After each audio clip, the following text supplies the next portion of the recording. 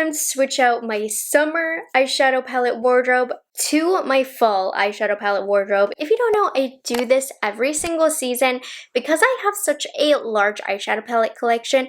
I do like to keep 10 palettes beside me every season, where if I don't know what eyeshadow palettes to reach for, I've curated a selection of eyeshadow palettes that I think I would really like to wear for the season. Obviously, you can wear whatever eyeshadow makeup colors that you want per the season, but I do think it's fun to get a little seasonal with it, you know? So I put some deep palettes, some warm palettes, some kind of greenish palettes, because that's been a reoccurring color story of mine that I've been enjoying. And when it comes to these videos, this is just to encourage you to dive into your eyeshadow palette collection and pull out eyeshadows that maybe you haven't used for a while or you think would be fun to pull for the season. For this, I always try to pull new eyeshadows, old eyeshadows, limited edition eyeshadows, eyeshadows that are available, expensive, luxury, all the way down to an affordable price point, though I'll be honest, not many affordable ones this time around, but I would love it if you guys would do this along with me and comment down below what eyeshadow palettes you are planning to use or want to use this fall. Inspire me to switch these out. I will enjoy that, but let's go ahead and get into it. This is in no particular order other than alphabetical by brand. So we're actually going to start off with the palette that I am wearing on my eyes today. I decided to do kind of a fallish style eye, and I went with the brand new ABH Fall Romance palette because there truly is no better palette to use this fall. It's new, it's exciting, and it's going to give you this deep, grungy fall vibes. And I actually said in my review, this is not my favorite ABH palette, and I do feel like the formula is a little weird. It's a little off, a little drier than normal, but it still is a good formula. This is not the typical palette that I would reach for. I did say, you know, if I didn't do what I did for a living, I probably would not have purchased this, but I did purchase it, so I'm going to use it, and I'm definitely determined to create a variety of looks with this, which I think is something neat about this palette, that you really can create a variety of looks. I've done green looks, I've done purple looks, I went mostly matte today. I did add a pop of shimmer in. So yeah, this is a palette that I definitely want to heavily continue use into the fall because it's new and because it's just so appropriate for the season. It is October, so I wanted to pull out an older Halloween kind of palette because that counts towards fall as well.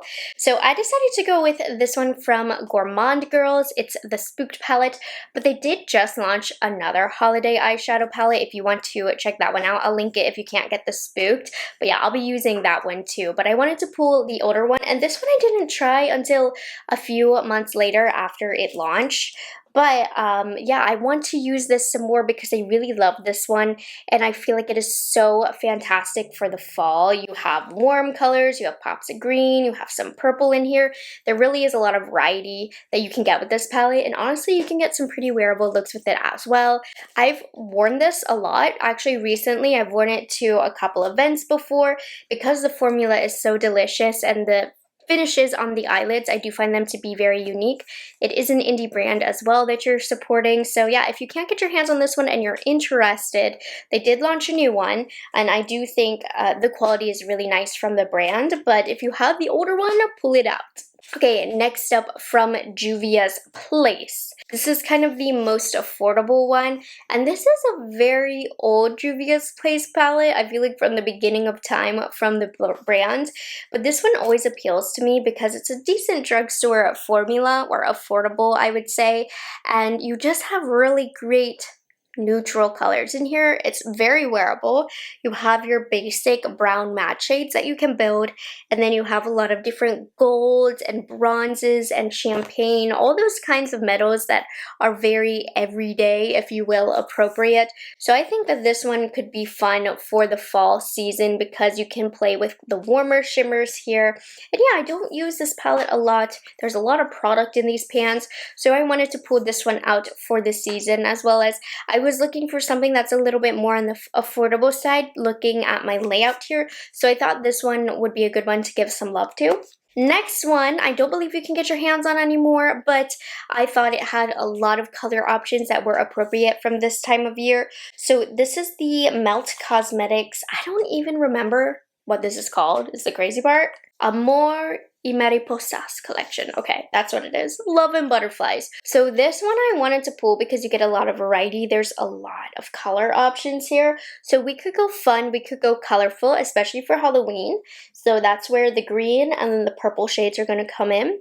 This row right here is going to be great. I'm thinking Thanksgiving turkey style. And then you have some fun warm pops, something brighter if you're feeling a little bit more experimental. The quality on this is really good. This was a very unique palette for Melt. I do not feel like they've launched a lot of palettes that look like this, but I do enjoy the quality of this. This was a fun launch from Melt that I feel like I just haven't used enough ever since it launched, so I wanted to give this one some use. The next one I did not choose because I haven't used it enough.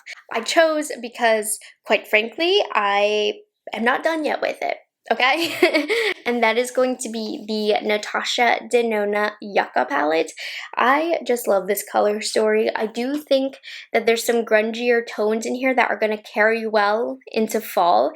This has been such a surprisingly good launch for me. I knew I was always going to love it, but I didn't realize I would use it and love it as much as I ended up loving it. So shout out to you, Natasha Denona, for launching this Yucca palette. You know, maybe wait for some Black Friday deals if you are interested in purchasing this. But Natasha Denona really doesn't have that many sales.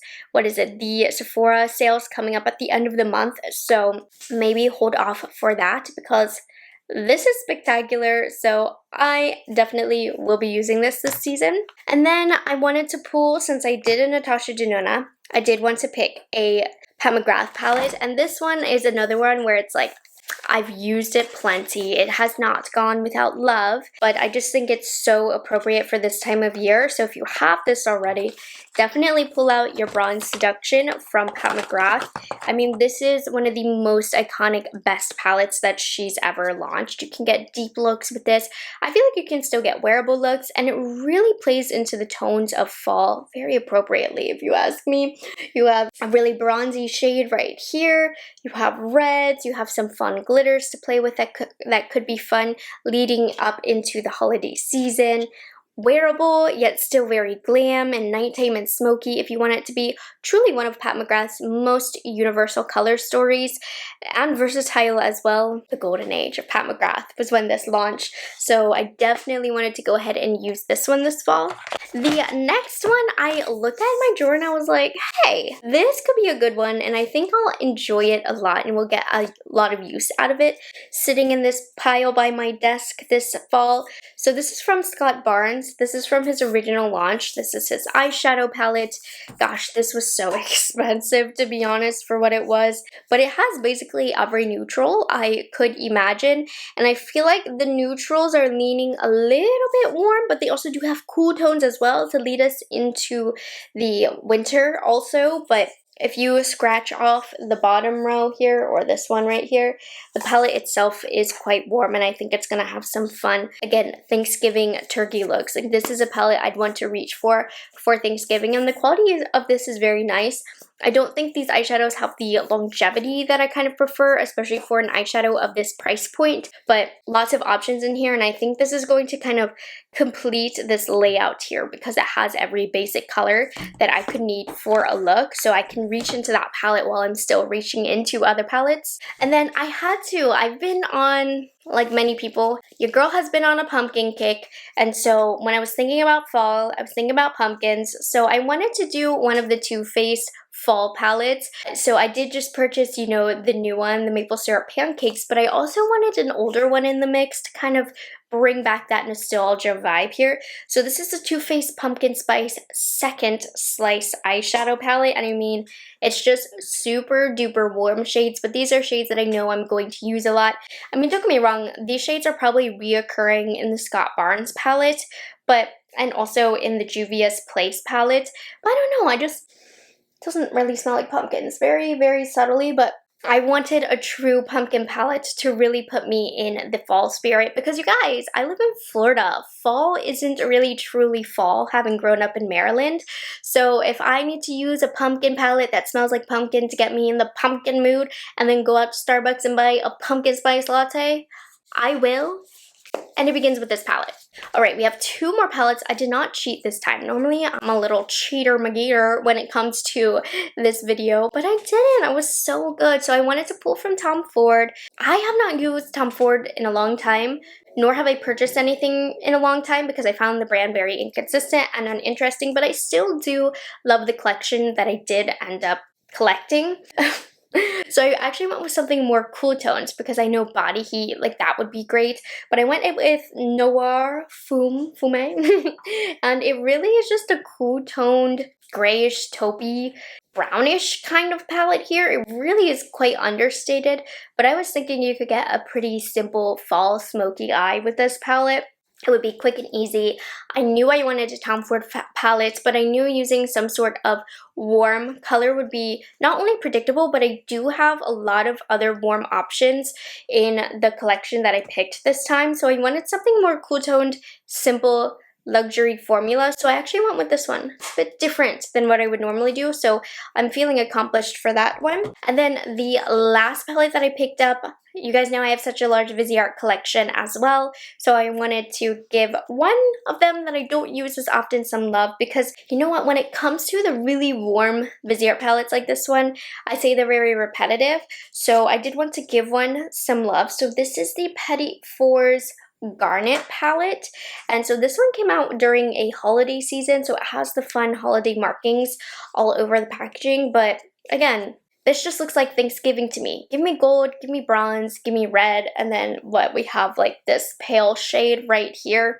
So I thought that this one would be a great addition for Thanksgiving, even though again, have these colors probably in the Scott Barnes palette, but the Scott Barnes palette is not Viseart quality, so I wanted to get the great Viseart quality in this fall, and I just decided in this cute little Petit Four would be great since this one probably doesn't get reached for as often by me. So there we have it, you guys. Those are 10 eyeshadow palettes that I will be using this fall that I have hand selected to be the color palette of the season when I am not reviewing new products. So if you have any palettes this season that, oh, I almost dropped one. If you have any new palettes this season that you want to pull out, old palettes and new, I didn't mean to say new, let me know what they are. I might add a few additional ones to my collection, and I do hope that I inspired you to dig into your collection a little bit and see what you have and kind of get a little bit more excited for some eyeshadow looks. I'm seeing more eyeshadow palette launches than usual, which I'm excited about. You know, I've always loved my eyeshadow, and I'm seeing more eyeshadow tutorials out there. So I think eyeshadow is on a slow incline here, which I'm excited about. So yeah, if you liked this video, make sure you actually like it so that I know, and subscribe to my channel, and I'll catch you in the next one. Bye guys, have a good one.